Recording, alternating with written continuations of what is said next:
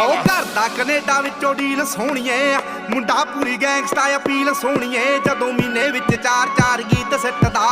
ਕਰਦੇ star bed feel ਸੋਹਣੀਏ ਉਹ ਕਰਦਾ ਕੈਨੇਡਾ ਵਿੱਚੋਂ ਡੀਲ ਸੋਹਣੀਏ ਮੁੰਡਾ ਪੂਰੀ ਗੈਂਗਸਟਾ ਅਪੀਲ ਸੋਹਣੀਏ ਜਦੋਂ ਮਹੀਨੇ ਵਿੱਚ 4-4 ਗੀਤ ਸਿੱਟਦਾ ਕਰਦੇ ਸਟਾਰ ਬੈਡ ਫੀਲ ਸੋਹਣੀਏ ਜੋ ਕਾਪੀ ਕੈਟ ਬਣੇ ਗੀਤਕਾਰ ਸਾਲੇ ਨੇ ਪਾੜ ਸਿੱਟਣੇ ਆ ਮੂਸੇ ਵਾਲੇ ਨੇ ਰੱਖ